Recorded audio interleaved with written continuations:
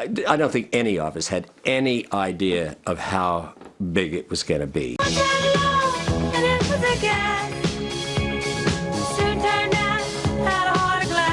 They were just a ragtag New York punk band in a city that was falling apart at the seams. Just one of many bands trying to break out from the niche punk scene into the pop mainstream. I think people thought we were trashy. I think people thought we were unmusical. You know, no one thought they were going anywhere. Against them, they had the punk purists who wanted to keep the music anti-establishment, raw and aggressive. But Blondie would prove that they were more than a garage band with a pretty singer.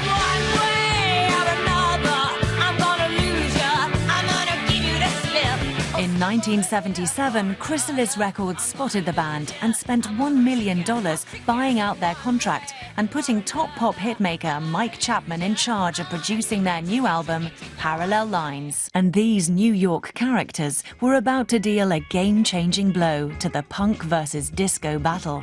It was called Heart of Glass.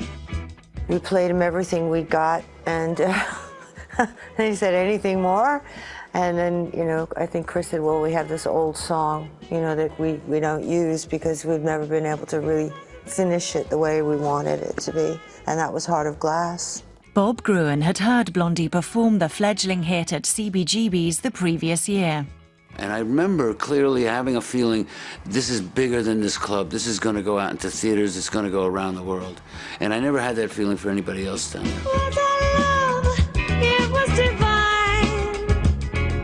It was now up to Mike to make this half-formed song into a hit, and he and Clem Burke were already thinking disco. Track 10, Heart of Glass.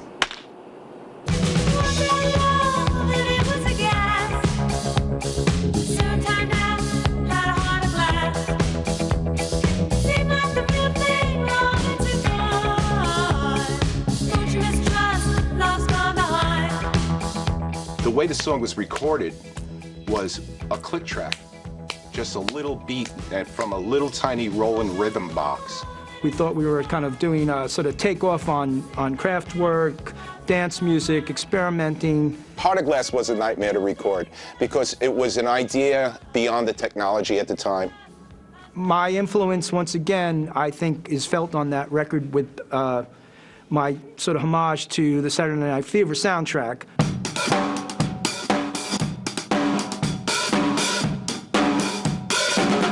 I started playing the disco dance beat from Night Fever, the Bee Gees record, which I loved. To help Clem lay down the drum tracks, Mike brought in a piece of then cutting-edge technology, a drum machine. So I brought this thing in once we had decided that we were going to disco this song up a little.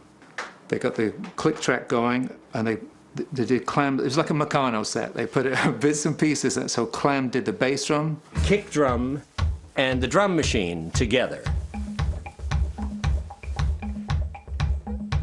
All the way through the track, then the snare drum, then the hi-hat. Then we built the whole thing up. Then we did the tom breaks, the tom-toms, all the different tom breaks. And then we added the cymbals. And it literally took days. Put the and this is where I had a major run-in with Nigel. He wasn't playing stiff enough. He wasn't like... That was the disco lick, the octave thing. And he said, I have to play that? And I said, well, you don't have to, but it would be nice if you don't mind. So after our run-in, he agreed to do it. And suddenly the whole thing was starting to feel good. So then we added some guitars. 35 years later, Debbie and Chris are reunited with the original multi-track recording.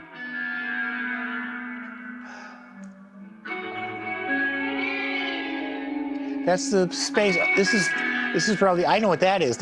All those weird sounds are the Roland space echo or chorus echo. I can't remember what. It's an old box. Yeah, they're still out there. All those like jungle noises with Chris doing his with his ebow, I guess, and then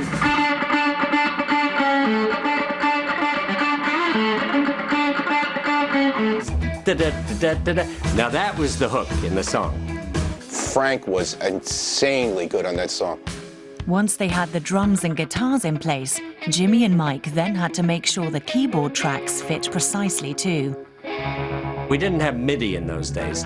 So all of these keyboard parts, we had to do these in sections. Mike and I had to do on the 1, 1, 2, 3, 4. And through the whole song.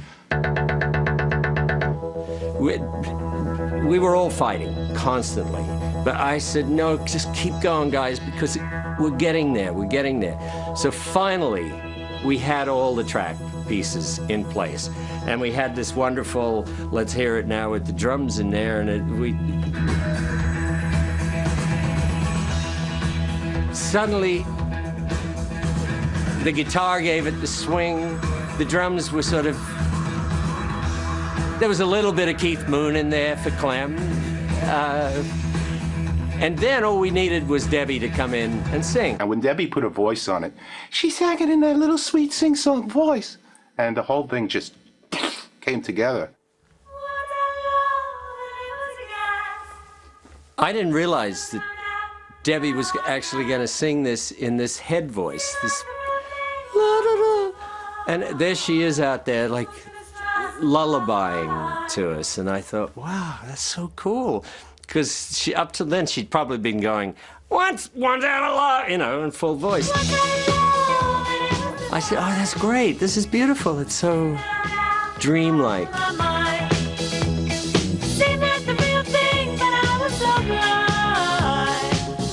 Heart of Glass was, at the time, there was dance music around, disco music. Even though we did that song, it's sort of a, you know, it was a tongue-in-cheek version. It wasn't really supposed to be, you know, straight-ahead disco for real. It was like fake disco, and that sort of seemed like it had possibilities. But the pure punk fans clearly didn't get the tongue-in-cheek subtleties. Right after Parallel Lines was released, and before it really blew up, we played this like farewell gig at CBGB's because we knew we couldn't come back.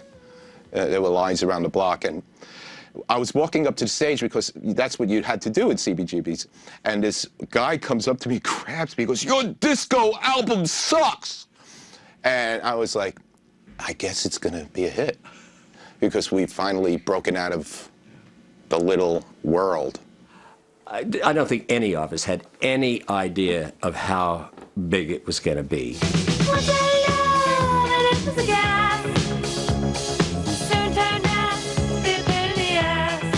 The album was released in 1978 and has to date sold around 20 million copies. Heart of Glass was #1 in 16 countries and became one of Rolling Stone's 500 greatest songs of all time. The band is still touring today and has recorded 7 more albums since Parallel Lines. Except for drummer Clem Burke, they all still live in New York City. As a record producer, you got to say, well, thank God I had something to do with this, because opportunities like that don't come along every day.